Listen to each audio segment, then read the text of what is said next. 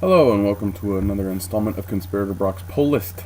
This is my poll list for the week of October 29th, 2014. So Halloween is this Friday. Hopefully you have your costume picked out. I don't have a costume, so I'm not going. But I will be going trick-or-treating with my little ones. Hopefully my daughter is well enough. She's in the hospital currently. That's why I was not able to be on the podcast last night. So hopefully she will be getting out Thursday morning, but she's doing okay. But let's get into it. So first up is Archer and Armstrong number 25.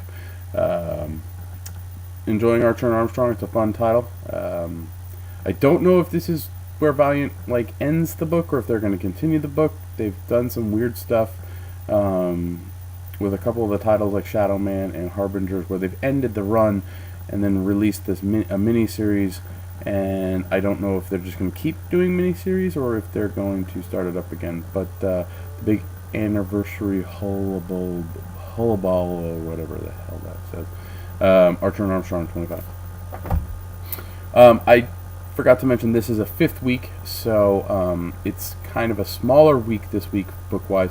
But of course, companies tend to put out annuals on this week and stuff like that. So it might be, you might get less books, but it might seem like it costs about the same, just because, I mean, some of these books are a little pricey, a little more pricey than normal. So, next up we have Batman Eternal number 30.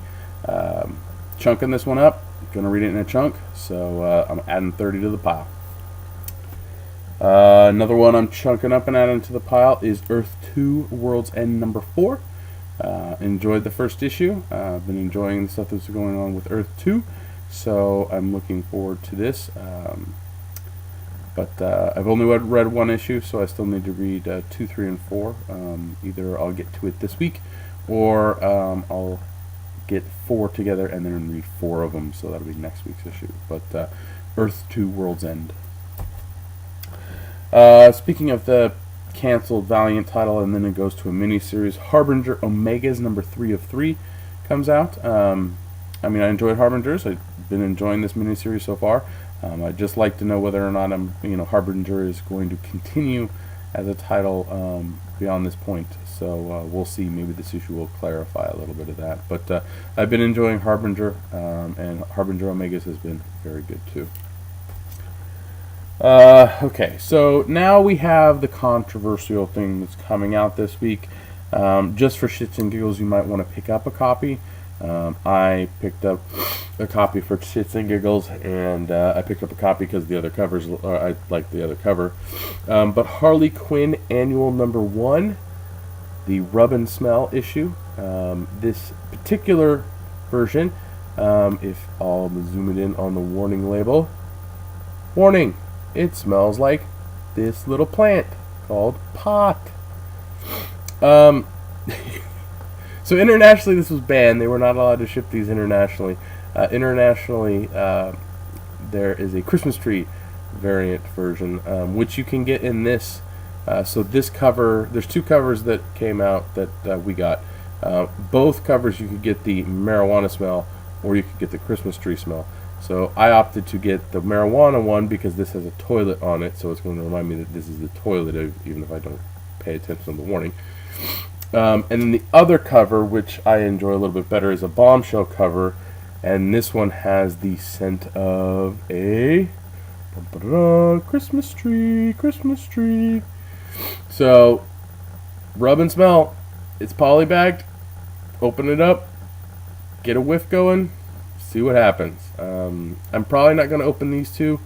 I did get an extra copy for my fiance, just because I thought she would get a kick out of it being a marijuana smell. So we'll probably open up that copy. That's the one I will read, and that's the one we will most likely sniff.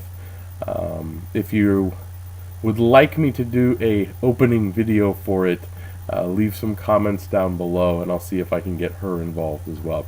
But Harley Quinn Annual number 1, which is $6. By the way, $6. Next up is Justice League Dark Annual number 2. Still enjoying Justice League Dark. Still like the characters that are in it. Still enjoy the story that's going on. So I'm glad there's another annual out. I like the first one, so we'll see if it continues to be delivers, so to speak. Next up is Justice League United Annual number 1. This book has only had like 5 or 6 issues regularly, and now it's getting a annual. I like Justice League United. I think it's suffering from kind of what Justice League of America suffered from. Was it came out at a certain time, and then there was a crossover, and it kind of didn't get any steam. So, I mean, I want this to continue because I like the cast of characters in this Justice League team, but I don't know if it will actually continue. But the annual's out, Legion's in it, so let's see if this Legion is a little bit better than the previous Legion of superheroes that we got in the New 52. Next up is New 52 Futures End in number 26. Again, just like Batman Eternal and Earth 2 World's End, I'm chunking them up and I'm going to read them in like 3 or 4 issue in a row. So adding it to the pile. Next up we have Saga number 24. For those of you who really enjoy Saga, hopefully as much as I do, this is the last issue before the book goes on hiatus for a few months. So boo, you can be sad, so on and so forth. Oh well. Brian K. Vaughan and Fiona Staples have been consistent with saying that the book will take some hiatuses, or a hiatus most likely after story arcs, which I'm perfectly fine with as long as the creators are upfront, or the publishers are upfront about what's going on. That to me is not a big deal. They normally will release the trade for the previous story arc when the new story arc starts up. So for those of you that are like, oh my god, I gotta read it, you get caught up fairly quickly. They are coming out with a hardcover version of the trade paperbacks. I believe if Image keeps up their the way they do their hardcovers, there'll be about 2 trades per hardcover. So you'll get 1 Saga hardcover trade a year. So if you can wait that long, you might want to wait and invest in those nice hardcovers. Hopefully it's a nice hardcover. We'll see. But I'll most likely be picking those up because I really, really enjoy Saga, and it's just an amazing, amazing title. Next up we have Sex number 17. Still picking it up. It's still an interesting read. It's intense at moments. It's mysterious. It's got a lot of stuff going on in it, and it's overall not too bad of a book. Yeah, so Sex 17. Next up we have Sinestro number 6. This is the Godhead Act 1 Part 6. This cover is kind of disturbing,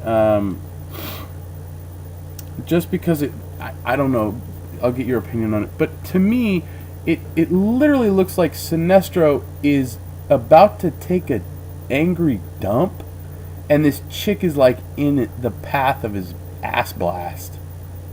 It's just, I don't know, to me it's a little weird. Not to mention, like, he's got these tiny legs and tiny waist and this huge upper body. I don't know, maybe he stores his shit in his upper body, I don't know. Godhead's been okay. It's a lot better than the previous kind of stuff that's been coming out from the Lantern, so I'm curious to see. This is the only Godhead title I'm actually purchasing, because I am purchasing Sinestro. But yeah, so hopefully Sinestro doesn't take a big shit in this book. Sinestro 6 did have a variant cover this week for Monsters month. I actually picked it up because it is fucking awesome.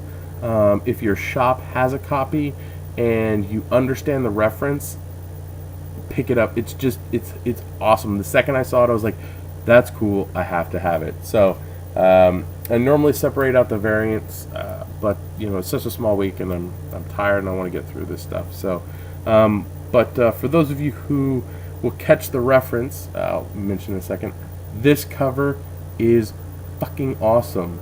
Like, if you don't know the reference, you seriously need to go back and watch some movies. Ridley Scott did a film called Legend, where Tim Curry played the devil. This is an amazing film. It stars Tom Cruise, and I can't remember the chick's name, but it's amazing. Legend is an awesome movie. I think I own it on Blu-ray. I'm not too sure. I know I've owned at least like 1 to 2 DVD copies of this. But Legend is amazing, and this is Sinestro as the devil from Legend. It is just an amazing, amazing cover. So for those of you in the know, you can get your Legend reference with this variant. For those of you not in the know, pick it up. It's just a fucking cool cover. And go watch Legend. It's awesome. So Sinestro 6 Monsters of the Month, or Monsters of the Month variant. Next up is Jason Aaron and Jason Latour's Southern Bastards #5. This book's awesome. The first 4 issues were amazing. The first trade came out, and now issue 5 is out, and I'm really, really curious to see where it goes. The ending was just really, really intense, and so I'm kind of like on the edge of my seat going, what happens next? So Southern Bastards #5. If you haven't read Southern Bastards, I highly recommend going and picking up that trade, Volume 1, and checking it out. And then finally on my pull list is Swamp Thing Annual Volume, or #3. Charles Soule's still writing. I'm still happy about it. I'm curious to see what story is in store for us with this annual, but overall Swamp Thing is just a great title, and you should be picking it up. Alright, so that's it for my pull list. These are the titles that I actually took home, and these will be going into my, collection. Now we got to get to the read list. So these are the books that I'm reading for the week. Black Science #10 by Rick Remender. It's interesting enough that I keep reading it, but I do feel that if I missed an issue, which I probably have, I wouldn't care too much about it. So, we'll see if I keep reading it, but so far, it's held my attention enough. Next up is Fantastic Four #12, and it looks like a depowered Johnny Storm is teaming up with his team-up buddy Spider-Man. This happens like every time they renumber it. There's going to be a Spider-Man Johnny Storm story. I don't know. Fantastic Four. James Robinson's been doing a really good job with this title. I'm kind of bummed that Marvel's, cutting the book next year and getting rid of it with Fantastic Forever. But what can you do? They're a big publishing company, and apparently they know what's best. Right. Next up is Guardians of the Galaxy #20. So hopefully we finally will get to figure out what the fuck happened in the Cancerverse with everything, with the Cosmic Cube and Thanos and Nova and Star-Lord and all that wonderful stuff that Dan Abbott and Andy Lanning set up, and Bendis has been just butchering in the current installment. So yeah, Guardians of the Galaxy 20. And apparently Original Sin is still going on. I thought that ended. I thought we were on Access now. Next up is another Rick Remender book, which, Remender's writing a lot of titles right now, and, it definitely shows in his books, especially for me, from what I read of his. But Low #4 is out. Again, artwork on Low is cool. The story's okay. So we'll see if this falls any lower on my read list, and it falls off. But Low #4. And then finally we have Thanos. I got up there as listening #4. I've read the first 3, so I figured I'd finish this last one. For those of you who were trying to buy this digitally, it's a pain in the fucking ass to let you know exactly what issues to get digitally besides the whole thing, because apparently instead of doing the smart thing and releasing 3 issues and including 2 digital issues in each issue, they decided to split it up by releasing 4 issues, so giving you about an issue in a little bit, and then another issue in a little bit, and then another issue in a little bit. So if you buy it digitally, issue 6 is going to be linked to this. It's been okay. I've been enjoying it. Thanos' son is trying to figure something out. I don't know. Life. The meaning of it. I don't know. But I mean, it's interesting enough, and so I'm going to finish this out. But if it went on any longer, I don't think I could stomach it. So that's it for my read list. There were a few titles that I could not actually check out yet, which I'm going to check out hopefully next week. And those titles were Electra #7, Inhuman #7, Aliens Fire and Stone #2 of 4, which those Fire and Stone books from Aliens, Predator, AVP, and Prometheus. I've really enjoyed the ones I've actually gotten to read. I'm bummed that we don't carry more so I could actually read it, but from what I've read, I would most likely say that I'm probably going to pick up the trades on these because they have been good, solid reads. And then Image released a #1 this week called Rasputin. Rasputin #1 hit the shelves this week, so if I get a chance, I'll check it out. I know that I need to start reviewing the stuff that I've read from previous weeks on here that I didn't necessarily get a chance to read and show you guys. So from the past couple weeks, let's see, let's knock some of these out. So from October 8th of this month, AVP Fire and Stone #1. We did not get any more copies in, so I did not get a chance to read that one. But again, like I said before, I've enjoyed what I've read so far from the titles, so I'm most likely going to pick up the trades on those. Last week, not last week, but the weekend of the 5th, or the weekend of the 15th for Wednesday, Prometheus Fire and Stone #2 came out. Again, I enjoyed the first one, so we'll see. I enjoyed most of it, so I'll most likely get the trade. Warren Ellis's Trees #6 came out. This title is interesting, but I'm not sure what it's trying to say. This issue was very poignant, especially when it came to kind of how we view society and people's gender roles and all that stuff.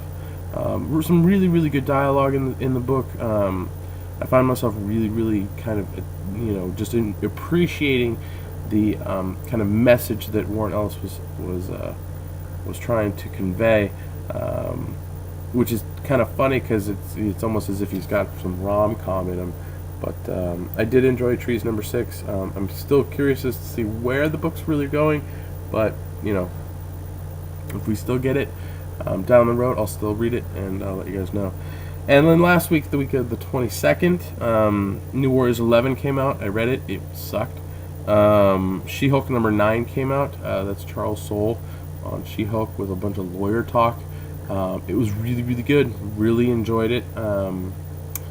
I appreciate the background that Soule brings from his lawyer background, especially into the She-Hulk book. You see that voice, that lawyer-esque voice, kind of shine through. So I really enjoyed that.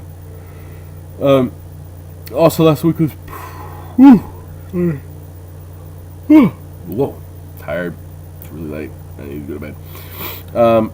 So also last week was Predator Fire and Stone #1 of 4.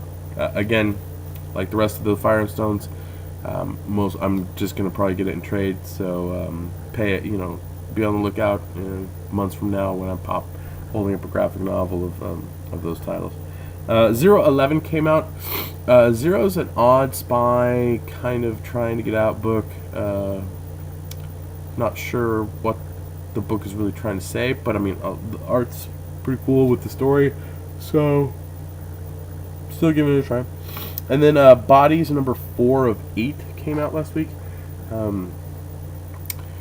This issue was a little odd. It wasn't as I didn't find it as interesting as I did the previous 3 issues for the series. I definitely did not like the futuristic story that was told in this week. So, but we'll see. I mean, it's okay. But other than that, that's pretty much my read list that I was able to get caught up on. So next week or the week after, or maybe at the end of the month, I'll kind of give you a review of those titles that I did not actually get to show you. So thank you for watching. You can You can like this, leave comments, share it if you want to. Get the word out there that people can watch me jabber on about what comic books I'm actually going to be checking out for each week. For those of you who know my blog, conspiratorbrock.com, thanks for visiting. And thank you. I do appreciate you clicking through on those Amazon links to make your purchases for the titles that I link to. If you're curious about what I'm reading, kind of trade paperback-wise and book-wise, I have my reading list page at the top for 2014. Year's almost over, so yeah, there's a lot of books I've gone through, and not enough books that I've gone through. So maybe I can step up my game a little bit before the in this last few months of the year. So we'll see. Other than that, you can follow me on Twitter. My handle is @BrockSager. You can leave comments. Let me know how I'm doing. Let me know if you like the kind of read list review thing where I kind of give you a breakdown of the titles I've read that I wasn't able to initially show you.